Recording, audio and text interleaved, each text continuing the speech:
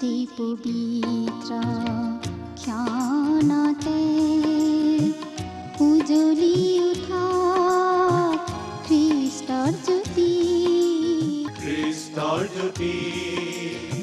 গ্ৰহণ কৰাই ভক্তি বচন এই মাথোন আমাৰ মিনতি গ্ৰহণ কৰাই ভক্তি বচন এই মাথোন।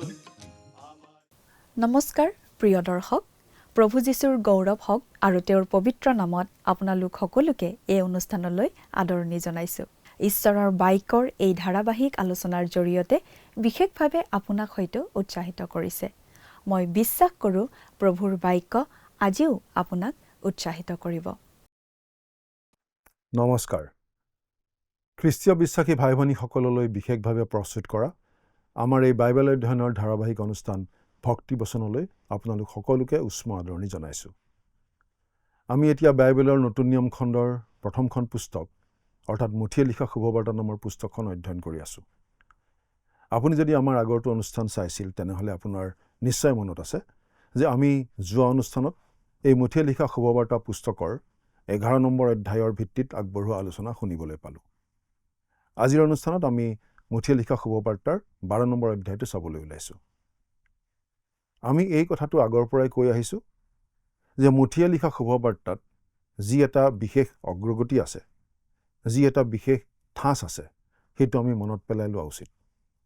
কাৰণ সেইটো মন নকৰিলে বাৰ্তাটো হেৰুৱাৰ ভয় থাকে। মুঠিয়ে আচলতে প্ৰভু যীশুৰ জীৱনী এখন দিব খোজা নাই। ঘটনাবোৰ তেওঁ কালানুক্ৰমেও সজোৱা নাই। মূল কথাটো হ'ল তেওঁ খ্ৰীষ্টক মছিহ হিচাপে, ৰজা হিচাপে উপস্থাপন কৰিছে। প্ৰভু যীশু জন্মিছিল ৰজা হিচাপে, পৰ্বতত দিয়া উপদেশখিনিও আছিল ৰজা হিচাপে নিজৰ ৰাজ্যৰ নীতিখিনি জনাই দিবৰ বাবে, ৰাজ্যৰ নৈতিক মানদণ্ড হিচাপে। তেওঁ অলৌকিক কাৰ্যবোৰ সম্পাদন কৰাৰ যোগেৰে ৰজা হিচাপে নিজৰ ক্ষমতাৰ প্ৰদৰ্শন কৰিছিল। আৰু তাৰ পাছত তেওঁ তেওঁৰ পাচনিকসকলক পঠিয়াইছিল ইছৰাইল জাতিৰ মাজলৈ সেই ৰাজ্যৰ বাৰ্তা ঘোষণা কৰিবলৈ। কিন্তু ইছৰাইল জাতিৰ সঁহাৰিটো আছিল তেওঁৰ প্ৰতি প্ৰত্যাখ্যান। তাৰ পাছত ৰজাই নগৰবোৰৰ ওপৰত অভিশাপ ঘোষণা কৰিলে। যি নগৰবোৰে তেওঁৰ আচৰিত কাৰ্যবোৰ দেখিছিল, তেওঁৰ বিষয়ে জনাৰ, তেওঁৰ কথা শুনাৰ পৰ্যাপ্ত সুবিধা লাভ কৰিছিল। এতিয়া প্ৰভু যীশু আৰু সেই কালৰ ধৰ্মীয় নেতাবিলাকৰ মাজত সংঘাত প্ৰকাশ্য ৰূপত দেখা দিয়া আমি দেখিবলৈ পাওঁ। সংঘাতটো আছিল বিশেষকৈ ফৰিচীবিলাকৰ লগত। প্ৰথম অৱস্থাত দেখাত তেওঁলোকক তেওঁৰ প্ৰতি বন্ধুত্বপূৰ্ণ মনোভাৱৰ যেনেই দেখা গৈছিল। কিন্তু বিশ্ৰামবাৰৰ কথাটো লৈ, বিশ্ৰামবাৰৰ ক্ষেত্ৰত প্ৰভু যীশুৱে শিকোৱা কথাবোৰক লৈ তেওঁৰ প্ৰতি তেওঁলোক বিৰূপ ভাৱাপন্ন হৈ উঠা আমি দেখিবলৈ পাওঁ। এই বিশ্ৰামবাৰৰ কথাটো আমি দুঠাইত পাম: বাহিৰত, পথাৰৰ মাজত, আৰু ধৰ্মধামৰ ভিতৰত। এতিয়া আমি বাইবেলৰ পৰা চাই যাম, পাঠ কৰি দিম মুঠিয়ে লিখা শুভবাৰ্তা 12 নম্বৰ অধ্যায়ৰ 1 নম্বৰ পদ। ইয়াত এনেদৰে লিখা আছে: সেই সময়ত যীশু বিশ্ৰামবাৰে শস্যক্ষেত্ৰৰ মাজেদি যাওঁতে তেওঁৰ শিষ্যবিলাকৰ ভোক লাগিলত থোক ছিঙি ছিঙি খাব ধৰিলে। আমি এই ঘটনাটোৰ মাজেৰে দেখিম যে যীশুৱে এই কথা জোৰ দি দেখুৱাইছে যে তেওঁ বিশ্ৰামবাৰৰো প্ৰভু। কিন্তু বিশ্ৰামবাৰৰ বিষয়ে ভালদৰে চোৱাৰ আগতে আমি শিষ্যসকলে কিয় শস্যৰ থোক ছিঙি ছিঙি খাইছিল তাৰ কাৰণটো চাই ল'ব খুজিছোঁ। তেওঁলোকে তেনেদৰে খাইছিল কাৰণ তেওঁলোকৰ ভোক লাগিছিল। তেওঁলোকৰ ভোক লাগিছিল কাৰণ তেওঁলোকে যীশুৰ পিছে পিছে ঘূৰি ফুৰিছিল। যীশুক অনুসৰণ কৰিব খোজা ডেকা এজনক তেওঁ এনেদৰে কোৱা আমাৰ নিশ্চয় মনত আছে। মুঠি 8 নম্বৰ অধ্যায়ৰ 20 নম্বৰ পদত আমি সেই কথাটো পাইছিলোঁ। যীশুৱে তেওঁক ক'লে, শিয়ালৰ গাঁত আছে আৰু আকাশৰ চৰাইৰো বাহ আছে, কিন্তু মানুহৰ পুত্ৰৰ নিজৰ মূৰ থ'বলৈ ঠাই নাই। আৰু তেনেদৰে ঘূৰি ফুৰা এই শিষ্যসকলৰ এই সময়ত বৰ ভোক লাগিছিল। প্ৰভু যীশুৱে কিমান দৰিদ্ৰতাৰ বোজা কঢ়িয়াব লগা হৈছিল, এই কথাটোৱে আমাক আকৌ মনত পেলাই দিছে। আৰু তেওঁৰ শিষ্যসকলৰ সেই কাৰ্য তেওঁ সমৰ্থন কৰা আমি দেখিবলৈ পাওঁ। ইয়াতেই ধৰ্মীয় নেতাসকলৰ লগত তেওঁৰ মতভেদটো আৰম্ভ হৈছিল। 2 নম্বৰ পদ: কিন্তু ফৰিচীবিলাকে তাকে দেখি তেওঁক ক'লে, চাওক, যি কৰ্ম বিশ্ৰামবাৰে কৰিব নাপায় তাক আপোনাৰ শিষ্যবিলাকে কৰিছে। সেই ফৰিচীবিলাকে প্ৰভু যীশুক আচলতে দোষাৰোপ কৰি কৈছে, আপুনি আপোনাৰ শিষ্যসকলক এনে কৰিবলৈ কিয় অনুমতি দিছে? তেওঁলোকক বাধা নিদিয়ে কিয়? 3 আৰু 4 নম্বৰ পদ। তেতিয়া তেওঁ তেওঁলোকক ক'লে, দাউদ আৰু তেওঁৰ লগত থকাবিলাকৰ ভোক লাগিলত কেনেকৈ তেওঁ ঈশ্বৰৰ গৃহত সোমাই পুৰোহিতৰ বাহিৰে বিধিমতে খাব নোপোৱা দৰ্শন পিঠা খায়, তেওঁ আৰু তেওঁৰ লগত থকাবিলাকে যি কৰ্ম কৰিলে তাক তোমালোকে পঢ়া নাইনে? আমি এই ঘটনাটোৰ বিষয়ে পঢ়িবলৈ পাওঁ 1 চমুৱেল 21 নম্বৰ অধ্যায়ৰ 1 পৰা 6 নম্বৰ পদত।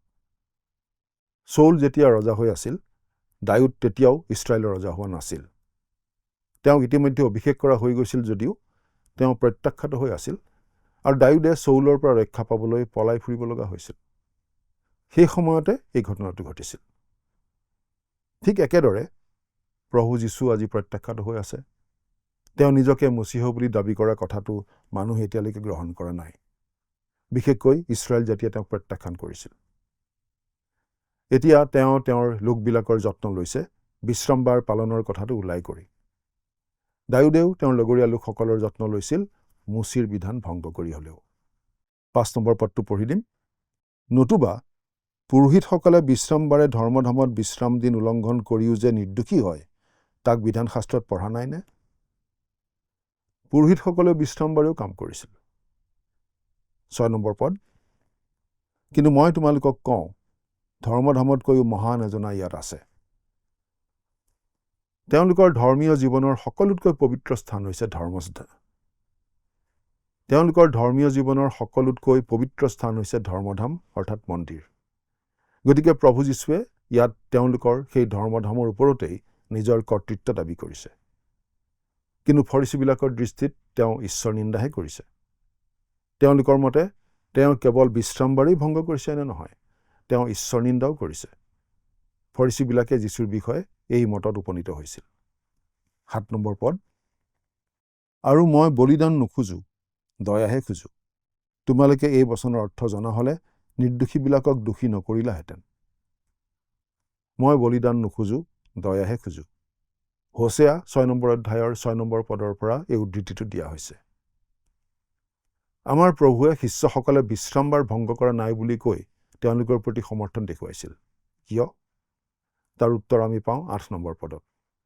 পাঠ কৰি দিম 8 নম্বৰ পদটো। কিয়নো মানুহৰ পুত্ৰ বিশ্ৰামবাৰৰ অধিপতি। আমি এই কথাটো মন কৰা উচিত যে প্ৰভু যীশুৱে নিজকে বিশ্ৰামবাৰৰ অধিপতি বুলি কৈ ইছৰাইল জাতিৰ সকলোতকৈ পবিত্ৰ ৰীতি পালনৰ কথাটোতেই হাত দিছিল। সেই ফৰিচীবিলাকৰ দৃষ্টিত তেওঁ তাতকৈ ডাঙৰ আৰু একো দাবী কৰিবলৈ বাকী নাথাকিল।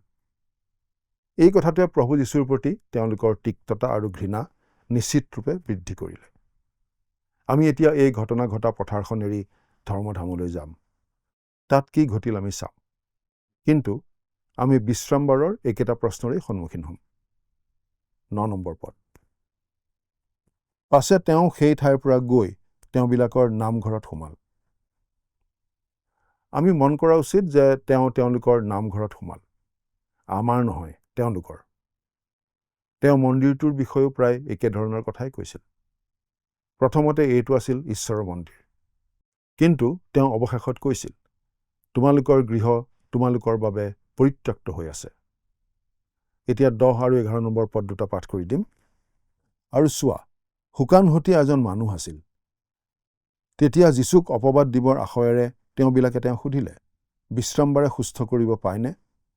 তাতে তেওঁ তেওঁবিলাকক ক'লে, তোমালোকৰ মাজত কোনো মানুহৰ যদি এটা মেৰ থাকে আৰু সেই মেৰ বিশ্ৰামবাৰে গাঁতত পৰিলে তেওঁ তাক নুতুলিব, এনে কোন আছে? সেই জঠৰ হাতৰ মানুহজনক ফৰিচীবিলাকেই বাৰু তাত ৰাখি থৈছিল নেকি যীশুৰ বাবে এটা ফাণ্ড হিচাপে, যাতে তেওঁ জঠৰ ৰোগীজনক বিশ্ৰামবাৰে সুস্থ কৰে? যদি সেয়ে হয়, তেনেহ'লে যীশুৰ শত্ৰুবোৰে তেওঁৰ বিষয়ে দুটা দৰকাৰী স্বীকাৰোক্তি কৰা যেন হৈছিল। কথাটো অলপ মন কৰিবলগীয়া। প্ৰথম কথাটো হৈছে, তেওঁলোকে এই কথাটো স্বীকাৰ কৰা যেন হৈছিল যে প্ৰভু যীশুৱে ৰোগীক সুস্থ কৰিব পাৰে। ৰোগীক সুস্থ কৰাৰ ক্ষমতা প্ৰভু যীশুৰ আছিল বুলি তেওঁলোকে মানি লৈছিল। আমি দেখি আহিছোঁ যে অলৌকিক কাৰ্য সম্পাদন কৰাৰ ক্ষেত্ৰত যীশুৰ সামৰ্থ্যৰ বিষয়ে তেওঁৰ শত্ৰুবিলাকে কেতিয়াও সন্দেহ দেখুৱাব পৰা নাছিল।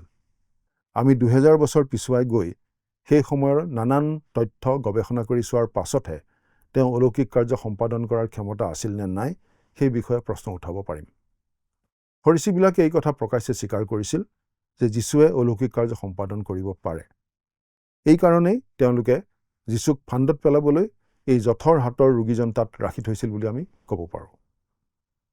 দ্বিতীয়তে, তেওঁলোকে এই কথাটো মানি লোৱাৰ নিচিনা হৈছিল যে কোনো অসহায় মানুহ তেওঁৰ আগত ৰাখিলে তেওঁ সহানুভূতিশীল হৈ তেওঁ সুস্থ কৰিবলৈ আগবাঢ়িবই, আনকি বিশ্ৰামবাৰৰ দিনাখনো। অৰ্থাৎ তেওঁলোকে তেনেদৰে এটা গুৰুত্বপূৰ্ণ স্বীকাৰোক্তি দিয়াৰ নিচিনা হৈছিল। বিশ্ৰামবাৰে সুস্থ কৰা কথাটোৰ বিধানৰ সম্বন্ধীয় কথাটো আছিল তেওঁক ফান্দত পেলোৱাৰ উদ্দেশ্যেহে। কিন্তু আচলতে যীশুৱেহে তেওঁৰ শত্ৰুবোৰক ফান্দত পেলাইছিল। কাৰণ তেওঁলোকে স্বীকাৰ কৰিব লগা হৈছিল যে মেৰ এটা বিশ্ৰামবাৰে উদ্ধাৰ কৰিব লাগিব। আচলতে মুচিৰ বিধানতেই সেই সুৰুঙাটো দিয়া আছিল। 12 নম্বৰ পদ, তেন্তে মেৰতকৈ মানুহ কিমান বহুমূলীয়া, এই হেতুকে বিশ্ৰামবাৰে ভাল কৰ্ম কৰিব পায়। এইটোৱে আছিল গোটেই কথাখিনিৰ মূল কথা। তেওঁ বিশ্ৰামবাৰে ভাল কাম কৰিব লাগেনে নাই বুলি সুধিছে। তেওঁলোকে উত্তৰত যিয়েই নকওক কিয় প্ৰভু যীশুৱে এইটো বুজাইছিল যে বিশ্ৰামবাৰে ভাল কৰ্ম কৰিব পায়। 13 নম্বৰ পদ, তেতিয়া তেওঁ সেই মানুহজনক ক'লে, তোমাৰ হাত মেলা। তাতে তেওঁ হাত মেলিলত আনখনৰ নিচিনা সম্পূৰ্ণ সুস্থ হ'ল। এনেদৰে যীশুৱে সেই মানুহজনক বিশ্ৰামবাৰে সুস্থ কৰিলে। তেওঁ বাৰু বিধান ভংগ কৰিছিল নে? আমি বাৰু কি ক'ম? আমি ক'ব খোজোঁ যে তেওঁ বিধান ভংগ কৰা নাছিল। এইটোৱেই ধৰ্মীয় নেতাবিলাকৰ লগত যীশুৰ বিভাজন আনিলে। তেতিয়াই তেওঁলোকে যীশুক বিনষ্ট কৰিবলৈ সিদ্ধান্ত ল'লে। 14 নম্বৰ পদটো পঢ়ি দিম। কিন্তু ফৰিচীবিলাকে বাহিৰলৈ গৈ কেনেকৈ তেওঁক বিনষ্ট কৰিব পাৰে তেওঁৰ বিৰুদ্ধে এনে মন্ত্ৰণা কৰিলে। ইয়াৰ আগলৈকে ফৰিচীবিলাক যীশুৰ প্ৰতি বন্ধুভাৱাপন্ন হৈ আছিল বুলি ক'ব পাৰি। তেওঁলোকে যীশুৰ জনপ্ৰিয়তাৰ সুযোগ গ্ৰহণ কৰি তেওঁৰ লগে লগে গৈছিল। কিন্তু প্ৰভু যীশু তেওঁলোকৰ লগত যাবলৈ অমান্তি হ'ল আৰু তেওঁলোক তেওঁৰ শত্ৰু হৈ পৰিল। আৰু এই বিভাজনটো আহিছিল বিশ্ৰামবাৰৰ বিষয়টো লৈ। যীশুৰ লগত থকা তেওঁলোকৰ মতভেদটো অধিককৈ প্ৰকাশ পাই উঠিল। এতিয়াৰে পৰা তেজ খোৱা ৰাং কুকুৰৰ দৰে এই ঘৃণাই প্ৰভু যীশুক পিছে পিছে খেদি থাকিব, তেওঁৰ ক্ৰুচৰ গুৰি নোপোৱা পৰ্যন্ত। তেওঁলোকে তেওঁক মাৰিবলৈ ষড়যন্ত্ৰ কৰিবলৈ ধৰিলে। তেওঁলোকে সেই সময়তে গ্ৰেপ্তাৰ কৰিব বিচাৰিছিল, কিন্তু মানুহবোৰলৈ তেওঁলোকে ভয় কৰিলে। 15 নম্বৰ পদ, কিন্তু যীশুৱে তাকে জানি তাৰ পৰা গুচি গ'ল। তাতে অনেকে তেওঁৰ পাছে পাছে গ'ল আৰু তেওঁবিলাক সকলোকে সুস্থ কৰিলে। ফৰিচীবিলাকৰ এই কাৰ্যই যীশুক সাময়িকভাৱে আঁতৰি থাকিবলৈ বাধ্য কৰিলে, কাৰণ তেতিয়াও তেওঁৰ সময় হোৱা নাছিল। নিৰ্ধাৰিত সময় নহা পৰ্যন্ত তেওঁলোকে তেওঁক স্পৰ্শ কৰিব নোৱাৰে। এই পদত আমি এটা কথা মন কৰা উচিত যে যীশুৱে মানুহবোৰৰ মাজৰ মাত্ৰ কিছুমানক নহয়, যাৰ প্ৰয়োজন আছে সকলোকে তেওঁ সুস্থ কৰিছিল। এই কথাটোৱে সেই সময়ৰ মানুহবোৰৰ মাজত কেনেকুৱা এটা প্ৰভাৱ পেলাইছিল সেইটো হয়তো আমি কল্পনা কৰিবই নোৱাৰোঁ। এইটো নিঃসন্দেহে এটা অতি চমকপ্ৰদ ঘটনা আছিল। সেই সকলো দেখাৰ পাছত মানুহবোৰে যীশুক গ্ৰহণ কৰিব লাগিব, নহ'লে তেওঁক প্ৰত্যাখ্যান কৰিব লাগিব। একো সিদ্ধান্ত নোলোৱাকৈ থকাটো অসম্ভৱ কথা যেন আছিল। প্ৰভু যীশু আজিও অতি বিতৰ্কিত। তেওঁৰ বিৰোধীবোৰ, তেওঁৰ শত্ৰুবোৰ সদায় তেওঁৰ পাছে পাছে আছেই। নতুন নতুন লেতেৰা কিতাপ, লেতেৰা কথাছবি আদিয়ে তেওঁক অপমান কৰিয়েই আছে। পৃথিৱীৰ সকলো ফালে আমি এনেকুৱা দেখা পাওঁ। মানুহ এজন হয় যীশুৰ বন্ধু, নহ'লে তেওঁৰ শত্ৰু। যীশুৰ বিষয়ে কিবা এটা মত, কিবা এটা সিদ্ধান্ত ক'ব নোৱাৰাকৈয়ে মানুহে লৈ থাকে। যিকোনো এজন মানুহৰ বাবে প্ৰভু যীশু হয় পৰিত্ৰাতা হ'ব, নহ'লে তেওঁৰ বিচাৰকৰ্তা হ'ব। মুঠতে যীশুখ্ৰীষ্টৰ কথাটো মানুহে ওলাই কৰিব নোৱাৰে। প্ৰভু যীশুৱে জনগণক সুস্থ কৰিছিল। এতিয়া 16 নম্বৰ পদটো চাম। আৰু তেওঁক প্ৰকাশ কৰিবলৈ তেওঁবিলাকক নিষেধ কৰিলে। প্ৰভু যীশু এই জগতলৈ অলৌকিক কাৰ্য সম্পন্ন কৰিবলৈ অহা নাছিল। তেওঁ নিজকে মচীহ বুলি জনাবলৈহে আহিছিল। যেতিয়া মানুহবোৰৰ দ্বাৰা তেওঁক প্ৰত্যাখ্যান কৰা হ'ল, তেতিয়া তেওঁ ক্ৰুচৰ প্ৰতি নিজৰ গতিটো অব্যাহত ৰাখিলে, জগতৰ পৰিত্ৰাতা হ'বলৈ। তেওঁৰ দ্বাৰা সম্পাদিত অলৌকিক কাৰ্যবোৰ দেখি ইমান মানুহ আহি তেওঁক হেঁচি ধৰিছিল যে তেওঁ বিচৰা ধৰণে পৰিচৰ্যা কৰিব পৰা নাছিল। এতিয়া 17 পৰা 20 নম্বৰ পদলৈকে পাঠ কৰি দিম। যিশয়ে ভাৱবাণীৰ দ্বাৰাই যি বচন কোৱা হৈছিল, বোলে, চোৱা, মোৰ যি সেৱকক মই মনোনীত কৰিলোঁ, মোৰ যি প্ৰিয়জনাত মোৰ মন পৰম সন্তুষ্ট হৈছে, তেওঁৰ ওপৰত মোৰ আত্মা থম। তাতে তেওঁ পৰজাতিবিলাকক ন্যায় বিচাৰৰ সংবাদ দিব। তেওঁ দণ্ড হাই নকৰিব, আতাহ নাপাৰিব, আলিবাটত কোনেও তেওঁৰ মাত নুশুনিব। তেওঁ ন্যায় বিচাৰ জয়ীৰূপে প্ৰচলিত নকৰে মানে থেতেলা নল নাভাঙিব, ধোঁৱাই থকা শলিতাও নুনুমাব। তেওঁ থেতেলা খোৱা নল ভালদৰে বান্ধিহে দিব, অৱশ্যে যদিহে নলডালে তেনে কৰিবলৈ তেওঁক অনুমতি দিয়ে। ধোঁৱাই থকা শলিতাও তেওঁ নুনুমাব। যদি শলিতাডালে তেওঁক প্ৰত্যাখ্যান কৰিয়েই থাকে, তেনেহ'লে ধোঁৱাই থকা শলিতাডালে সুধবিচাৰৰ দপদপাই জ্বলি থকা জুইৰ ৰূপ ল'ব। প্ৰভুৱে সেইডাল জোৰকৈ নুমুৱাই নিদিয়ে, কাৰণ মানুহক ঈশ্বৰে এটা স্বাধীন মন দিছে। 21 নম্বৰ পদ। আৰু তেওঁৰ নামত পৰজাতিবিলাকে ভৰসা কৰিব, সেই বচন সিদ্ধ হ'বলৈ এইদৰে ঘটিল।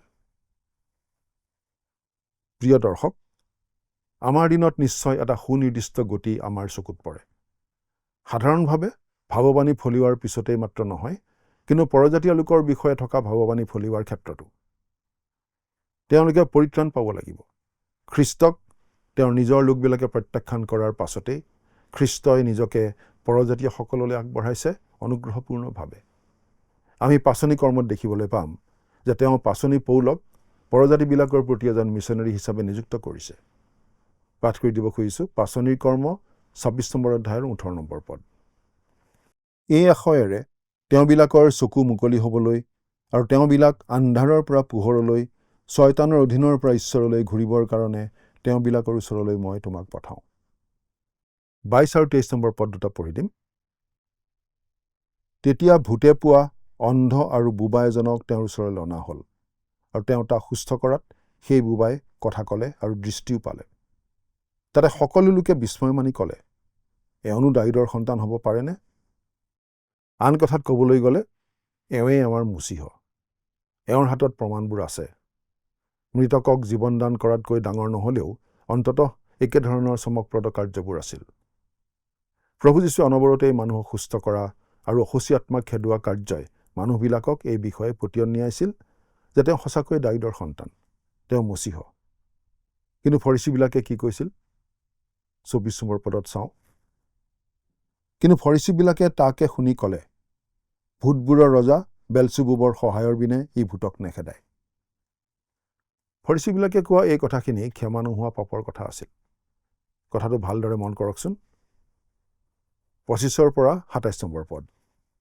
তেতিয়া তেওঁ তেওঁবিলাকৰ ভাৱ জানি তেওঁলোকক ক'লে, যিকোনো ৰাজ্য নিজৰ বিৰুদ্ধে ভিন্ন ভিন্ন হয়, সেই ৰাজ্য উচ্ছন্ন হয়, আৰু যি নগৰ বা ঘৰ নিজৰ বিৰুদ্ধে ভিন্ন ভিন্ন হয়, সিও থাকিব নোৱাৰে।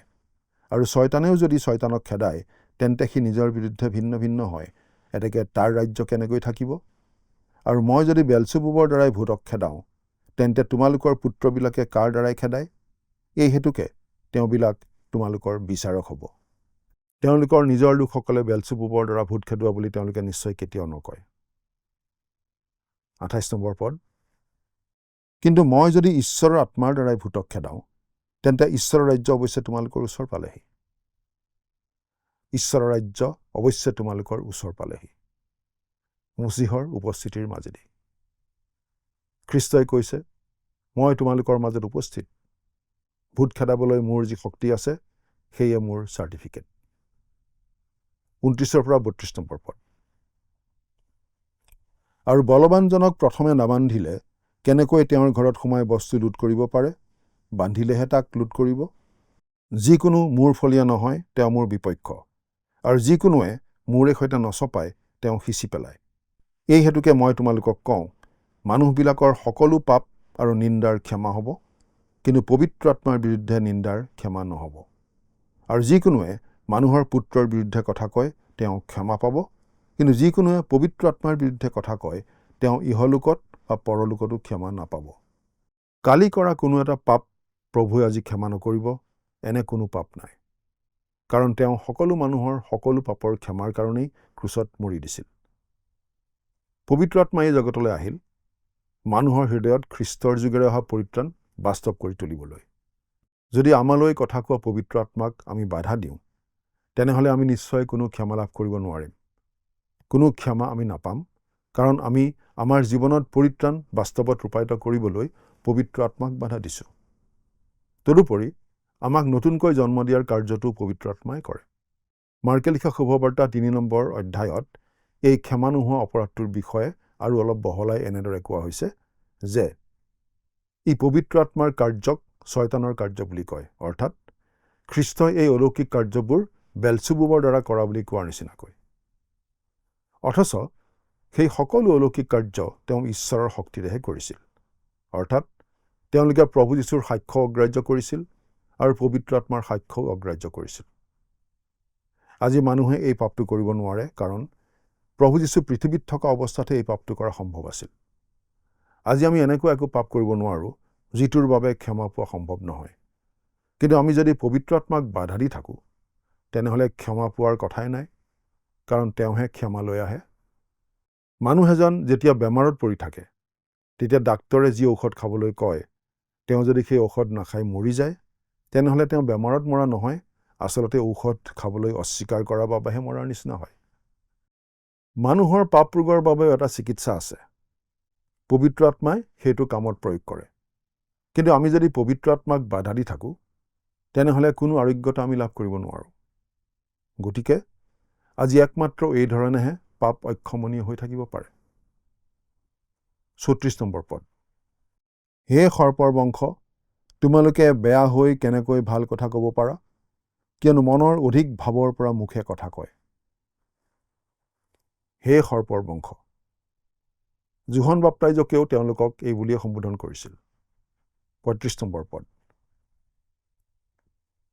ভাল মানুহে ভাল ভঁৰালৰ পৰা ভাল দ্ৰব্য উলিয়ায়, আৰু বেয়া মানুহে বেয়া ভঁৰালৰ পৰা বেয়া দ্ৰব্য উলিয়ায়। অন্তৰৰ কুঁৱাত যি আছে মুখৰ বাল্টিৰে ওলাই আহে, অৰ্থাৎ সেই ফৰিচীসকলৰ আচলতে মনৰ ভিতৰত কি আছিল সেইটো প্ৰকাশ পাইছে। এতিয়া 36 নম্বৰ পদটো পঢ়ি দিম। কিন্তু মই তোমালোকক কওঁ, মানুহবিলাকে যিমান অনৰ্থক কথা কয়, মহাবিচাৰৰ দিনা সেই সকলো বিষয়ৰে উত্তৰ দিব লাগিব। অনৰ্থক কথা মানে আচলতে ঈশ্বৰ নিন্দাৰ কথা বুজোৱা হৈছে। 37 নম্বৰ পদ। কিয়নো তুমি নিজৰ বাক্যৰ দ্বাৰাই নিৰ্দোষী, নাইবা নিজৰ বাক্যৰ দ্বাৰাই দোষী বুলি গণিত হ'বা।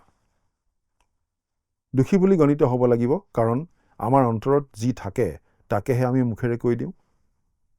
38 নম্বৰ পদ। তেতিয়া অধ্যাপক আৰু ফৰিচীবিলাকৰ কেইজনমানে তেওঁক উত্তৰ দি ক'লে, হে গুৰু, আপোনাৰ পৰা আমি কোনো এটা চিন দেখিবলৈ ইচ্ছা কৰোঁ। সেই ফৰিচী আৰু অধ্যাপকসকলে আকৌ এটা চাতুৰি কৰিছে আৰু তেওঁৰ লগত মিতিৰালি কৰিবলৈ চেষ্টা কৰা যেন দেখুৱাইছে, তেওঁৰ পৰা এটা চিন বিচৰাৰ যোগেৰে। কিন্তু আচলতে চিন চাই বিশ্বাস কৰাৰ মন তেওঁলোকৰ নাই। তেওঁক ফান্দতহে পেলাবলৈ চেষ্টা কৰিছে। প্ৰভুৱে কি উত্তৰ দিছে মন কৰকচোন। 39 নম্বৰ পদ। কিন্তু তেওঁ উত্তৰ দি তেওঁবিলাকক ক'লে, এই কালৰ দুষ্ট আৰু ব্যভিচাৰী মানুহে চিন বিচাৰে, কিন্তু জোনা ভাৱবাদীৰ চিনৰ বাহিৰে সিহঁতক আন কোনো চিন দিয়া নহ'ব। জোনা ভাৱবাদীৰ চিনটো কি আছিল? 40 নম্বৰ পদ। কিয়নো জোনা যেনেকৈ 3 দিন 3 ৰাতি বৰ মাছৰ পেটত আছিল, তেনেকৈ মানুহৰ পুত্ৰও 3 দিন 3 ৰাতি পৃথিৱীৰ ভিতৰত থাকিব। প্ৰভুৱে তেওঁলোকক চিন দেখুৱাবলৈ অমান্তি হৈছে, কিন্তু পুৰণি নিয়মৰ দুটা ঘটনালৈ তেওঁ আঙুলিয়াইছে। প্ৰথমটো হৈছে জোনা ভাৱবাদীৰ ঘটনা। জোনা মাছৰ পেটত থকা অৱস্থাত আচলতে জোনাক মৰাৰ পৰা জিওৱা হৈছিল। ঈশ্বৰে তেওঁক আন্ধাৰ আৰু মৃত্যুৰ পৰা পোহৰ আৰু জীৱনলৈ আনিছিল। জোনাৰ সেই অভিজ্ঞতাটো আছিল তেওঁ পিছত আহিবলগীয়া প্ৰভু যীশুৰ ক্ৰুচীয় মৃত্যু আৰু পুনৰুত্থানৰ এখন আগতীয়া ছবি। 41 নম্বৰ পদ। মহাবিচাৰত নিনবী নগৰৰ মানুহবিলাকে এই কালৰ মানুহবিলাকে সৈতে থিয় হৈ ইহঁতক দোষী কৰিব, কিয়নো তেওঁলোকে জোনাৰ ঘোষণাত মন পালতাইছিল। কিন্তু চোৱা, জোনাতকৈও মহান এজনা ইয়াত আছে। জোনা ভাৱবাদীয়ে কৰা সেই ঘোষণাত নিনবী নগৰে মন পালটন কৰিছিল। কিন্তু জোনাতকৈও মহান অৰ্থাৎ যীশুখ্ৰীষ্ট তেওঁলোকৰ মাজতে থকা সত্ত্বেও তেওঁলোকে মন পালন কৰা নাছিল, তেওঁক বিশ্বাস কৰা নাছিল, তেওঁলোকে যীশুক গ্ৰহণ কৰা নাছিল। এতিয়া 42 নম্বৰ পদটো পঢ়ি দিম। দক্ষিণ দেশৰ ৰাণীয়ে মহাবিচাৰত এই কালৰ মানুহবিলাকে সৈতে উঠি ইহঁতক দোষী কৰিব, কিয়নো তেওঁ চলোমনৰ জ্ঞানৰ কথা শুনিবলৈ পৃথিৱীৰ সীমাৰ পৰা আহিছিল। কিন্তু চোৱা, চলোমনতকৈ মহান এজনা ইয়াত আছে। যীশুৱে নিজকে জোনা আৰু চলোমনতকৈ মহান বুলি কৈছে। সেবাৰ ৰাণীয়ে বহু দূৰৰ পৰা আহিছিল চলোমনৰ জ্ঞানৰ সোৱাদ ল'বলৈ। প্ৰভু যীশু স্বৰ্গৰ পৰা আহিছিল, কিন্তু তেওঁলোকে তেওঁৰ কথালৈ কাণ নিদিয়ে। 46 পৰা 50 নম্বৰ পদ একেলগে পাঠ কৰি দিম। তেওঁ লোকসমূহৰ আগত কথা কৈ থাকোঁতে চোৱা, তেওঁৰ মাক আৰু ভায়েকবিলাকেও তেওঁৰে সৈতে কথা হ'বলৈ বিচাৰি বাহিৰত থিয় হৈ আছিল। তেতিয়া কোনো এজনে তেওঁক ক'লে, চাওক, আপোনাৰ মাক আৰু ভায়েকবিলাকে আপোনাৰ লগত কথা হ'বলৈ বিচাৰি বাহিৰত থিয় হৈ আছে। কিন্তু তেওঁক কোৱাজনক তেওঁ উত্তৰ দি ক'লে, মোৰ আই কোন আৰু মোৰ ভাইবিলাক বা কোন? তেতিয়া তেওঁ নিজৰ শিষ্যবিলাকৰ ফাললৈ হাত মেলি ক'লে, চোৱা, এওঁবিলাকেই মোৰ আই আৰু মোৰ ভাই। কিয়নো যিকোনোৱে স্বৰ্গত থকা মোৰ পিতৃৰ ইচ্ছা পালন কৰে, মোৰ ভাই, ভনী আৰু আয়ো তেওঁলোকে। আজি সকলোতকৈ শক্তিশালী সম্বন্ধটো হৈছে খ্ৰীষ্ট আৰু তেওঁৰ বিশ্বাসকাৰীসকলৰ মাজত থকা সম্বন্ধ। তেওঁ আজি এটা নতুন সম্বন্ধৰ কথা কৈ আছে। আৰু স্বৰ্গত থকা পিতৃৰ ইচ্ছাটো কি? পিতৃয়ে বিচাৰে যাতে আমি প্ৰভু যীশুৰ কথা শুনি তেওঁক বিশ্বাস কৰোঁ আৰু তেওঁতেই সম্পূৰ্ণ আস্থা ৰাখোঁ। আমি প্ৰভু যীশুৰ কথা শুনি তেওঁক বাৰু নিজৰ ত্ৰাণকৰ্তা বুলি প্ৰকৃত অৰ্থত গ্ৰহণ কৰিছোঁনে? যদিহে কৰিছোঁ, তেনেহ'লে আমি প্ৰভু যীশুখ্ৰীষ্টৰ ভাই আৰু ভনী। আমি তেওঁৰ সম্বন্ধীয় লোক। এই কথাটো অলপ চিন্তা কৰি চাওকচোন। আজিলৈ আমি ইমানতেই সামৰণি মাৰিব খুজিছোঁ।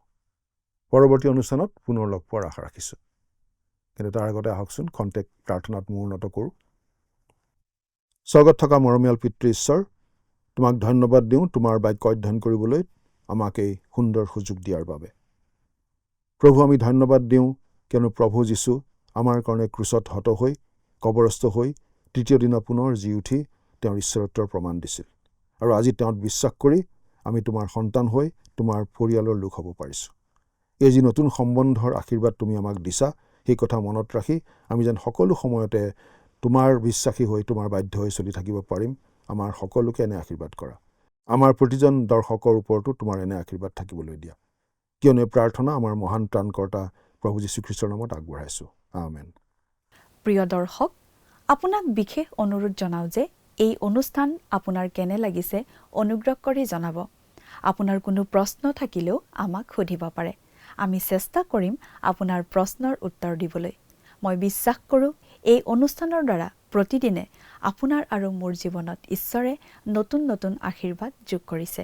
আজিৰ আলোচনাত আপুনি যি শিকিছে তাৰ পৰা এটা সৰু প্ৰশ্ন কৰা হ'ব। আপুনি মন দি শুনি আৰু তাৰ উত্তৰটো লিখি পঠাবচোন।